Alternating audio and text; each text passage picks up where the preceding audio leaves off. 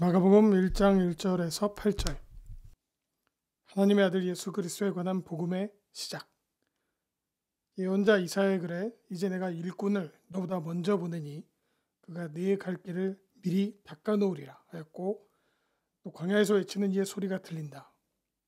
너희는 주의 길을 닦고 그의 길을 고르게 하여라 하였는데, 기록되어 있는 대로 세례자 요한이 광야에 나타나 회개하고 세례를 받아라, 그러면 죄를 용서받을 것이다 하고 선포하였다.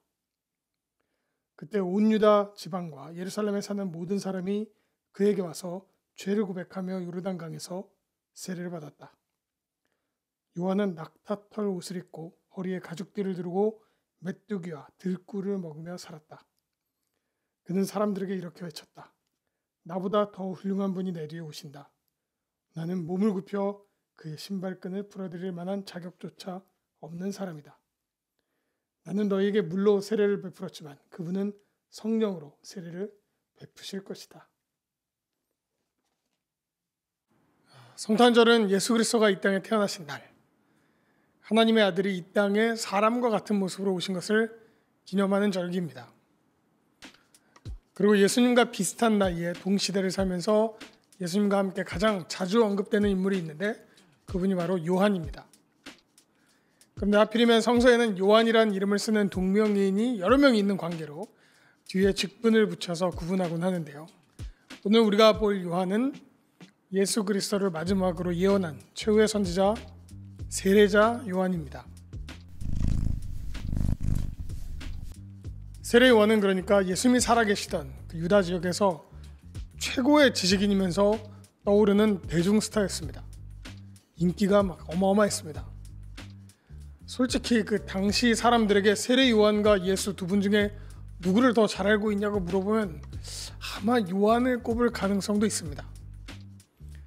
대중들로부터 상당한 지지를 얻고 있었기 때문에 그 팔레스타인의 유력한 정치인들도 세례 요한을 꽤나 껄끄럽게 생각했었습니다. 요한님이 워낙 당시 정치 지도자들을 매섭게 비판하기도 했었거든요. 그래서 결국 세례 요한은 그 지역의 왕에 의해 정치적으로 암살당하게 됩니다. 그럼 신약 성서에서는 이 세례자 요한을 어떻게 설명하고 있을까요? 어떤 의미를 가진 사람이라고 말하고 있을까요? 성서는 세례 요한을 하나님이 예수 그리스도를 위해서 살짝 먼저 보낸 사람이라고 말하고 있습니다. 그러니까 요한은 예수 그리스도에 대한 선행학습 같은 존재라고 말할 수 있습니다. 먼저 배우는 거죠. 사람들이 예수님을 만나기 전에, 예수님이 그리스도라는 것을 깨닫기 전에 예수님의 뜻을 먼저 배우는 겁니다. 예수 그리스도에 대한 예언을 세례 요한을 통해서 대중들에게 한 것이기도 하고요. 이게 세례 요한의 존재의 의미입니다. 물론 세례 요한도 나름대로의 개인적인 삶의 의미들이 있었겠죠. 가족을 사랑하기도 했을 거고, 자기 민족을 아꼈을 거고, 자기 나름대로의 정치 철학의 뜻을 품고 있었을 겁니다. 그렇지만 성서는 그의 존재의 의미는 오로지 예수 그리스도를 위해서 살짝 먼저 보내진 자라고 설명하고 있습니다. 그래서 세례 요한도 물론 자기 삶에서 여러 가지 일들이 있었겠지만, 이 요한님에게는 두 가지의 사건이 요한님 삶의 전체의 의미를 규정하게 됩니다. 딱 두 가지 사건입니다.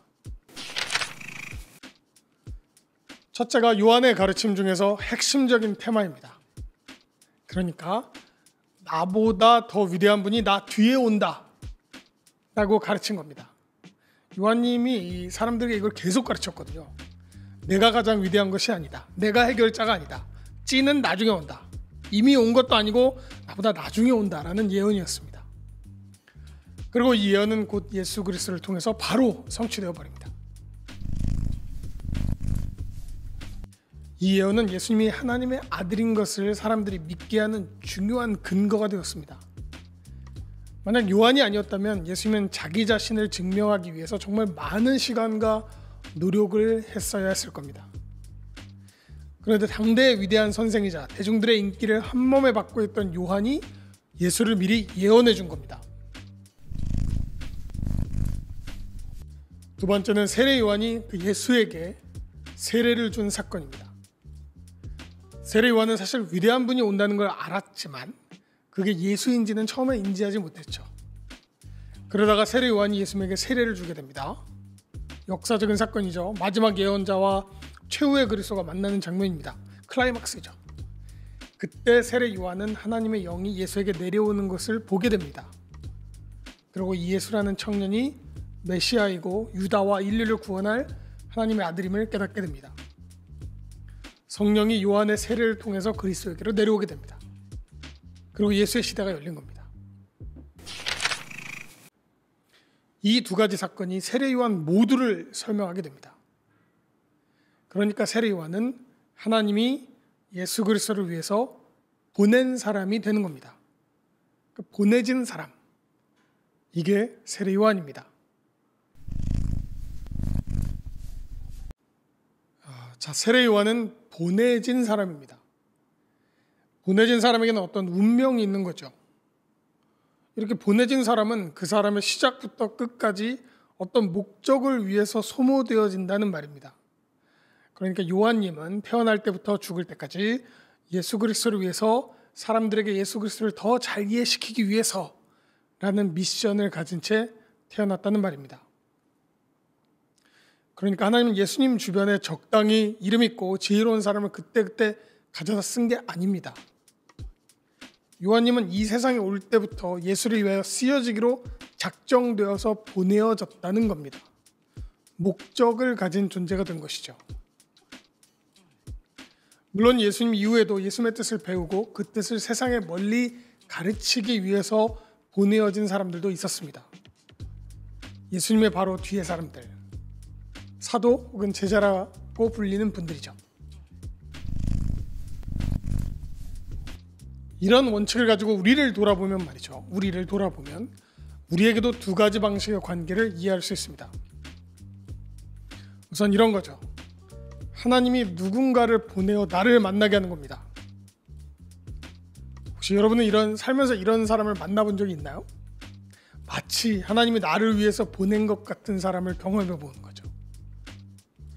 옛날에는 많은 사람들이 결혼을 이런 것으로 이해하고 싶어하는 경향이 많았습니다. 또 종교적으로는 사제가 되거나 목사 안수를 받게 될 때 그 길을 가게 되는 데 있어서 결정적인 역할을 한 분들이 있다면 이렇게 하나님이 사람을 보내어 나를 만나게 한 것으로 이해하는 경향도 있었습니다. 이렇게 하나님이 누군가를 보내어 나를 만나게 했다고 할 때 이때는 마치 내가 주인공 같은 느낌이 듭니다. 기분이 괜찮죠. 다른 사람의 삶의 일부가 마치 나를 위해 존재하는 것처럼 느껴지게 됩니다. 이러면 왠지 나에게 어떤 혜택이 주어지는 것처럼 느껴지면서 썩 나쁘지 않다는 기분이 들죠. 하나님이 사람을 보내어 나를 도와주고 가르쳐주고 이끌어주는 느낌이 들기 때문입니다. 두 번째는 반대입니다. 하나님이 나를 보내서 누군가를 꼭 만나게 하는 것이죠. 나라는 존재가 태어날 때부터 누군가에게 보내어질 계획이 있었다는 겁니다. 그게 내 삶에 중요한 의미가 된다는 거죠. 혹시 이런 경험은 해본 적이 있으시거나 아니면 나중에 깨닫고 보니까 내가 그 사람 때문에 보내어진 거구나 이렇게 깨달은 적이 있으실까요? 이 두 번째의 경우, 하나님이 나를 보내서 다른 사람을 만나게 하는 경우 말이죠. 이때는 마치 내가 약간 조연처럼 느껴집니다. 내 삶의 자원과 시간과 능력이 누군가를 위해서 사용되어지는 것처럼 느껴지죠. 내가 이용되어지고 소모되어진다는 느낌이 들면서 첫 번째보다는 좀 덜 즐겁습니다. 살짝 손해보는 느낌이 들기 때문이죠. 사람이 다 이렇게 이익에 민감합니다. 아마도 우리는 살면서 하나님이 보낸 누군가를 만나기도 하고 누군가를 위하여 보내어지기도 할 겁니다. 두 가지 모두 중요한 삶의 의미들이 될 겁니다. 아마 여러분도 그런 경험을 하실 겁니다. 그럼 이제 진짜 이렇게 보내고 보내어지고 하는 이런 경우의 진짜 이유를 한번 살펴보도록 하죠. 하나님은 아마도 누군가를 보내어 누군가를 만나게 하였고 또 그렇게 할 겁니다. 이렇게 하는 이유는 그렇게 보내진 사람과 그 사람과 만나는 사람이 그들이 함께 만나야 하나님의 뜻을 잘 지켜낼 수 있기 때문입니다. 이 보내어지고 만나는 이 관계에서 가장 큰 이익과 혜택을 보는 것은 하나님의 뜻입니다.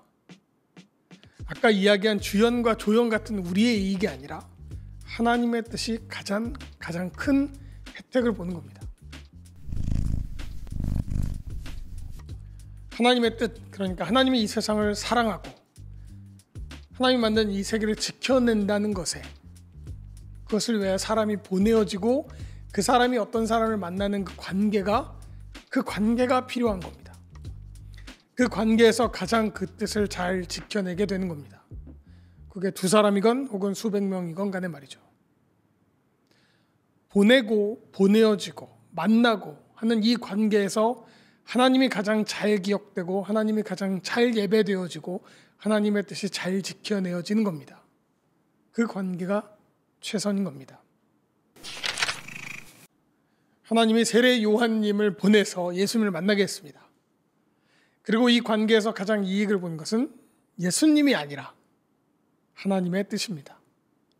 하나님이 예수 그리스도를 통해서 이 세계를 사랑하려는 그 뜻이 이 두 분의 조우에서 최고의 성적을 이루게 되는 것이죠. 주연은 하나님의 뜻입니다. 요한은 예수님을 만나서 그의 인생을 예수 그리스도에게 드리면서 요한 그 스스로가 가장 하나님을 사랑하게 되고 하나님의 뜻을 가장 잘 이해하게 됩니다. 예수님은 요한을 만나서 하나님의 뜻을 가장 멋지게 이루어내게 되는 겁니다. 이게 보내어지고 만나는 관계가 중요한 이유입니다. 여러분의 곁에 기억되는 분들을 한번 손으로 꼽아가며 생각해 보십시오. 그중 어떤 분들은 하나님이 나를 위해 보내신 분들이거나 혹은 하나님이 나를 보내어 그들을 만나게 했을 수도 있습니다. 그리고 그 만남이 하나님의 뜻을 이루는데 최선일 겁니다. 그 관계 안에서 나는 혹은 그분들이 하나님을 가장 잘 이해할 수 있고 하나님을 가장 사랑할 수 있습니다. 하나님의 최선의 선택일 수 있습니다. 그리고 그게 교회이면 더 좋겠습니다. 내가 교회를 막 이렇게 고른 게 아니라 하나님이 나를 보내어 만나게 한 곳이 교회였으면 정말 좋겠습니다. 그럼 정말 좋겠습니다.